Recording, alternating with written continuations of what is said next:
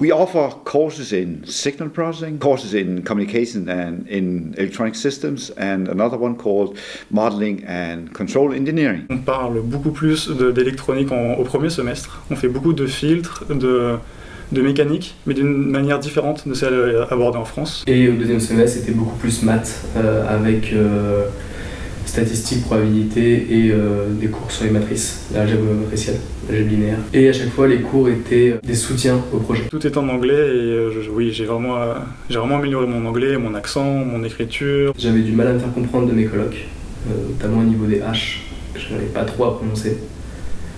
Et là, je change à un bon niveau. J'arrive pas à dire bilingue, mais j'ai un bon niveau. J'ai choisi le Danemark parce qu'on pouvait partir 1 an là-bas, et aussi on pouvait avoir un diplôme à la fin de cette année si on validait tous nos examens. Tout est basé sur du travail en groupe, parce qu'on bosse, on a chaque groupe d'étudiants formés au début de l'année à une salle réservée à ce groupe, dans lequel ils vont faire les TD ensemble, dans lequel ils vont développer tout le projet ensemble, et il y a les professeurs et les superviseurs de projet qui passent pour aider, ou qui passent pour répondre aux questions, ou débattre de certaines idées, ou avoir des états d'avancement sur l'avancée du travail. And apart from that, the students can or have to make a project that will approximately fill 50% of the semester. So 50% for courses, 50% for projects. J'ai dû produire 2 projets durant ce séjour.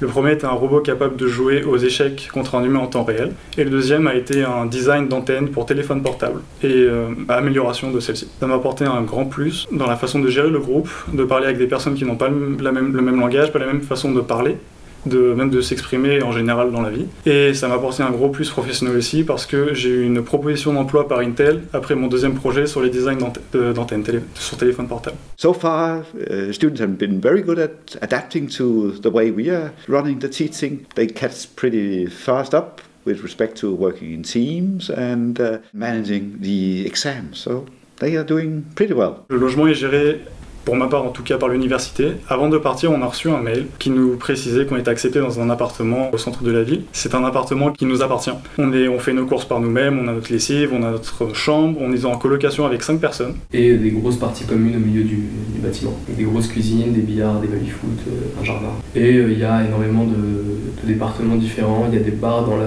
campus, il y a des restaurants dans le campus, il y a des entreprises dans le campus. C'est assez énorme. Pour le traverser, il faut bien s'amuser en vélo. Ouais, pour la nourriture, on se débrouille, on achète au supermarché ce qu'on veut, on fait la cuisine nous-mêmes, on fait des cuisines à plusieurs, des soirées cuisine, enfin des soirées repas internationaux. Et à la fac, il y a petit self pas très cher. It's a country that for several years has been nominated as the country where people are most happy. So I think it's a place you come if you would like to live happy, and it's a place where people will feel safe. Je suis parti au nord du Danemark, là où les 2 mers se rejoignent par exemple. C'est à 2 heures de train. C'est plutôt sympathique, il y avait beaucoup de vent. Mais on a vraiment le temps de voyager dans le pays le week-end ou même l'après-midi, parce que la présence en cours n'est pas obligatoire. Donc on peut, s'il y a 1 heure de cours par exemple, aller visiter, repartir à Copenhague ou visiter aux alentours. Il n'y a pas d'insécurité. C'est-à-dire qu'ils sont tous super respectueux, super tolérants et à titre d'exemple, par exemple les vélos, quand on les attache, c'est juste une petite barre de fer qui vient bloquer la roue arrière. Il n'y a pas besoin d'attacher ça à un poteau ni rien, le vélo ne bougera pas. It's another way of living in many ways. So if you come to, for instance, Aalborg, you'll see people going by bikes.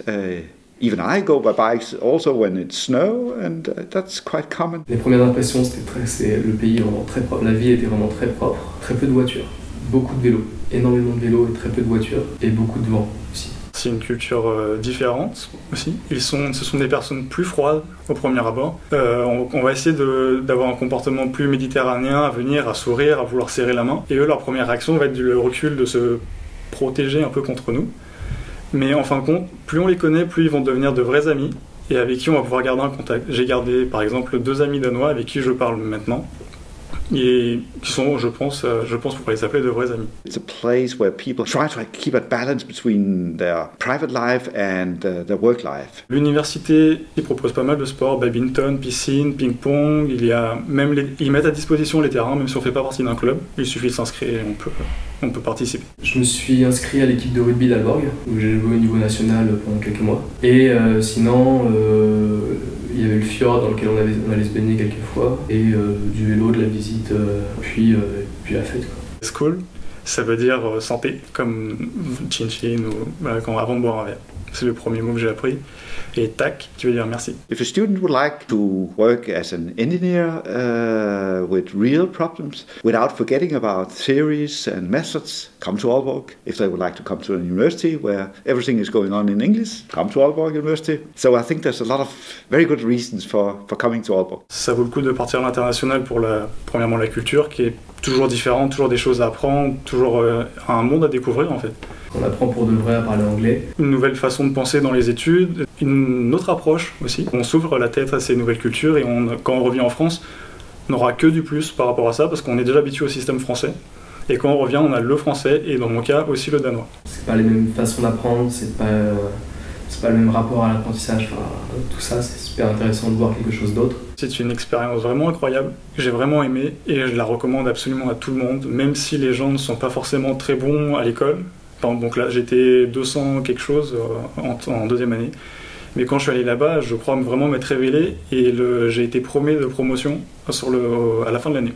Donc vraiment, il ne faut pas avoir peur, il faut y aller et profiter à fond. L'ambiance de grosse famille, en fait, c'était pas plusieurs appartements, c'était un immeuble entier qui vivait ensemble.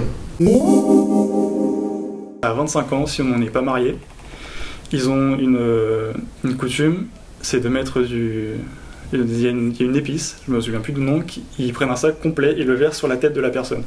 Donc la personne se sent super fort et après ils vont dans un bar pour je pourrais dire bourrer la tronche. Alors ils vont dans un bar pour se bourrer la tronche et c'est leur coutume.